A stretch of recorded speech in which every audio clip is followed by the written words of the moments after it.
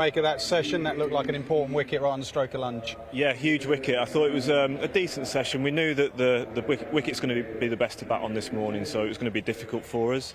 But I thought Woody bowled brilliantly. The short ball tactic really did work for us.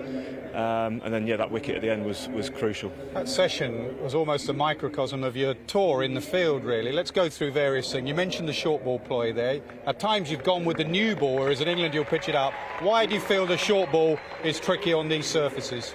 I just think, well, certainly on this surface, it's two-paced, so it's really difficult for the batter to try and know whether to take it on or just get in behind it or get underneath it. So we saw that with everyone really. Even Babar Azam was struggling to know whether to take it on, and I just feel like it's a really good option. It also helps. Certainly Woody's been bowling cross seam as well, so that helps get the ball into a state where you could get some reverse swing later on. And those catches down the leg side, we've seen 4 or 5 actually. Are you meaning for that? Are you bowling there, or does it just end up there? I don't think we're really bowling for that, but I think it's where you aim the bouncer and making it difficult for them. And when you get it in that area, there's always a chance, especially on slow wickets, to get that sort of fine glove. And we've had some off the face of the bat, even down the leg side in this series, which has helped. So yeah, we're not bowling for it, but it's sort of aiming down that line, the sort of leg side, which makes it difficult for the batter. Ollie Robinson, again, excellent there. I spoke to him the other day on interview. He mentioned your name 4 times. He obviously really looks up to you. What have you made of him? He's getting his test wickets at 17 apiece this year. He's a real talent, isn't he? Yeah, he's quite good, yeah. He's someone who, ever since he first came into the group, you could see that he's got something really special. He's got great skills, can swing the ball, can seam the ball. And I guess with every bowler, you always get asked the question, can you do it in all conditions? And we're seeing in this series that he's got the ability to be able to bowl in these conditions when it's quite tough. And he's also the fitness question that's been hanging over him as well. We've seen him stand up to that as well this tour. So I think things are going really well for him. He just has to keep that work ethic up that he has done over the past 18 months. Keep working hard, keep developing his skills. And as he keeps showing, he's got an answer for every question that's been asked. And again, the other thing we saw there is complete role reversal. England, Duke's ball, Anderson, Broad, Robinson, Wood, whoever. Here it is Leach with a new ball and waiting for Anderson, Robinson, Stokes. A complete change in mindset. Yeah, and I think it's been exciting to sort of try something different. Ben's been very keen on Jack opening the bowling, especially on these surfaces. Slightly different for me, certainly in the last game, waiting till the ball starts reverse swinging to come into the attack. But yeah, as I said, it's something different. We're all buying into it, all quite enjoying doing something different, because it can't. In England you sort of get into a routine of taking the new ball and then getting into your sort of spells and that sort of different style of bowling. But here it's, as I said, yeah, really exciting. And your form, I think you've got 8 wickets at 18, and you're going to 2.2 runs and over. So all this stuff about I'm going to attack, there's still that innate ability to just make sure you're drying things up as well. Yeah, but I think if you bowl well, then that economy rate sort of takes care of itself. I think if you look at the fields we've had in this series, it's, again, very different to what we get in England. We've tried to have catchers in front of the bat and be quite attacking, really, in that way, rather than having all the slips. So it's just a different way of thinking about it. And yeah, for me, as I said, if you still bowl your best ball, you've got chances of taking wickets and you keep the run rate down as well. Oh, with a leg slip, though. Have you ever bowled with a leg slip so much under one captain? I don't think I have, actually. And we're talking about that the other day, actually. The wicket of Rizwan in the last game, with the leg slipping, maybe that's just kept him leg side of the ball as well. It's not necessarily just there for a catch, it's actually putting something in the batter's head to make them think slightly differently. So it's worked really well so far, and I'm sure we'll continue to have that field. I thought you might bring the Rizwan wicket up. Where does that stand in the all-time great Jimmy Anderson deliveries? Yeah, I think it's right up there just because of where it was. You don't really bowl balls like that in these conditions very often, so that's something that made it extra special for me. That bit of reverse swing, using the cracks as well in the pitch. So yeah, I felt also not just the style of delivery that it was, the actual timing of it as well. They got off to a good start. It was 60 for none. So to to come on and get a wicket when we really needed it was important too. Talk about the skipper.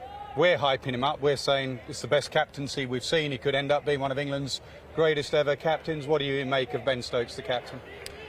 Well, he's been fantastic. He's just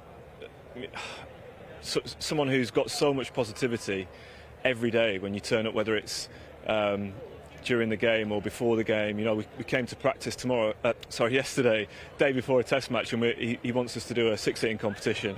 How'd you go? I actually got one across the ropes, which is incredible. But yeah, just that sort of thing. He wants us to have fun. He wants us to enjoy the time we're having together, playing this exciting brand of cricket. And yeah, just the sort of attacking mindset he's got on the field the whole time. Again, is for me, I've been around for 20 years, and just it's making me think differently about the game. And again, I'm finding that really exciting. Is it giving you the enthusiasm? Because I saw on Twitter the other day, 20 years to the day, December the 15th, this man made his debut for England. I think your first wicket was Adam Gilchrist. 20 years later, you still have that love and enthusiasm. Has it worked out beautifully for you that you've got this new regime and just giving you a bit more of a boost?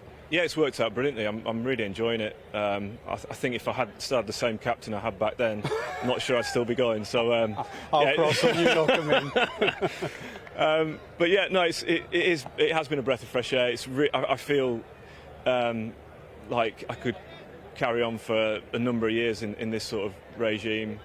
The way, you know, as I said, just enjoying every moment and enjoying being out on the field, trying to have fun, trying to again be creative with fields, with how we're going to get 20 wickets, and then watching us bat has just been incredible, really. You know, I've seen the white ball side go from strength to strength from the sidelines, but to actually be in a group where we're taking the game forward and actually raising the bar of Test cricket is really something special. It is, and it may not be changing Test match cricket, but it is spreading the word round Test match cricket. You know, KR Rahul was asked about it in a press conference the other day. I think the Aussies in Adelaide had Ron Ball up, you know, in comparison to Baz Ball.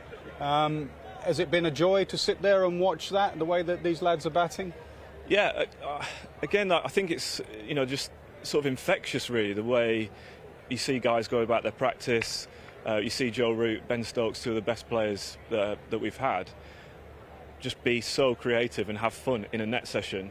And that then rubs off on the younger guys, who sometimes you can come into this sort of group, this sort of environment, and think, right, I've got to really dig in and try and cement my place in the team. But you know, having that freedom to go out there and really express yourself, I think, is something that, you know, it's all well and good saying it and trying to tell people to go and do that, but when you see the best players doing it, you can't help but follow their example. The other great thing is obviously you've been focusing in on the here and now, but I noticed yesterday you probably had to answer questions about the future and the Ashes. Will Baz Ball work in the Ashes is what your average England cricket fan wants to know.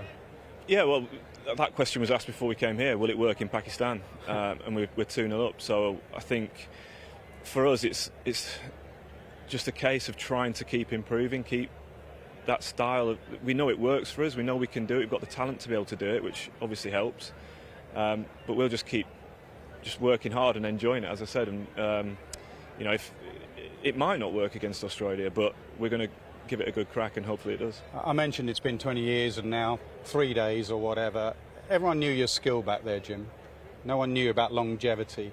What is the secret of your longevity? What goes first? You know, is it the will to get out of bed and go again?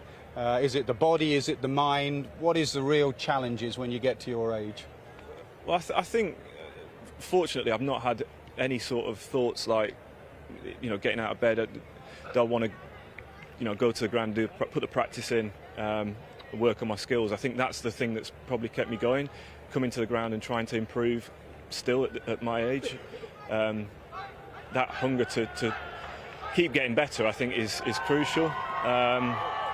But yeah, I'm fortunate that my body can put up with Test cricket. It can cope with the strains of it. So yeah, as long as I can do that, and as long as I still have that hunger to you know, the practice thing is a key, is huge for me. I think, you know, as long as I've got that hunger to try and keep getting better, then I'll, you know, who knows how long I can keep going on for. Are you missing your mate, your partner in crime, Broad, he's in the studio. Any message for Broadie in the studio? No, I hope he's. I mean, I thought he'd want to try and get some sleep with a newborn baby, but he's getting up at 3 a.m. to chat to Wardy in the studio. So, we've missed him out here. You know, he's been a huge part of our sort of summer. So we've missed him, and looking forward to getting him back for New Zealand, hopefully. Broadie, anything for your mate Jimmy? He's loving it here, Jimmy, aren't you? Absolutely loving it here. Loving every moment. You enjoying watching your mate perform? Oh, absolutely. Yeah, I was going to say, Jim, like you've been involved in so many incredible series, and winning in Australia 2010-11 probably stands up. But this series, for the style of cricket, has got to be right up there. Winning in Pakistan, obviously hoping we can make it 3-0, but you know, it must be right up there with your career highlight. Yeah, definitely. I think it's not just the winning here, which is difficult. I think is it 2 Test matches England have won here in the past in the history of Test cricket, and now we've won 2 in the space of 2 weeks. And I think it's a style also that we've done it in. As we've just talked about, you know, the way we played in the summer was amazing, but then to carry that on and sort of adapt it to these conditions has been really special to be involved in. I think it probably not quite sunk in yet, just because it's been quite a whirlwind tour. We've had 2 or 3 games in 3 weeks, so it's probably not quite sunk in yet with the lads. But I think once we get home over Christmas and actually sit down and think about what we've achieved here, I think it'll be something that's right up there in everyone's career. Jimmy, Butch here. You mentioned the fact that you might not still be doing what you're doing if your first captain had still been around. Can you elaborate on that for us? What's the difference between Hussain and Stokes as captains? Just slightly different styles. Nasser was a bit more. What's the word I'm looking for? No, there's a bit more sort of intensity on the field with Nas. Not quite the relaxed environment around the group. I'll just finish off here. We only got a couple of minutes left. It's your second time back to Pakistan. You didn't play here last time. What have you made of the trip? How much have you enjoyed the trip off the field? It's been amazing. I think we all knew how much the people of Pakistan love the game of cricket. The way we've been welcomed here has been absolutely incredible. It's been really special, and I think we're just thankful to everyone that's, you know, it's a big operation getting us from the hotel to the ground. So we've been looked after brilliantly. We've got amazing travelling support as well, lots of English fans here, which is great. But yeah, the moment that stuck out for me was Islamabad when we walked off the field, playing on that pitch and getting a result. The way the ovation we got from the Pakistan fans was something that I've not experienced away from England.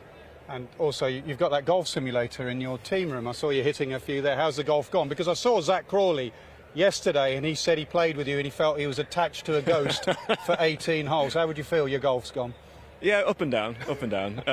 But yeah, that's been, as I said, we're pretty much stuck in the hotel when we're away from the cricket ground, so we're trying to find ways of entertaining ourselves. That golf simulator has been a big part of our entertainment away from cricket. Joe Root, Ben Stokes are the standouts. Very good on the simulator, not great on the golf course though. Back to you, Wardy. Jimmy Anderson, great bowler, average golfer.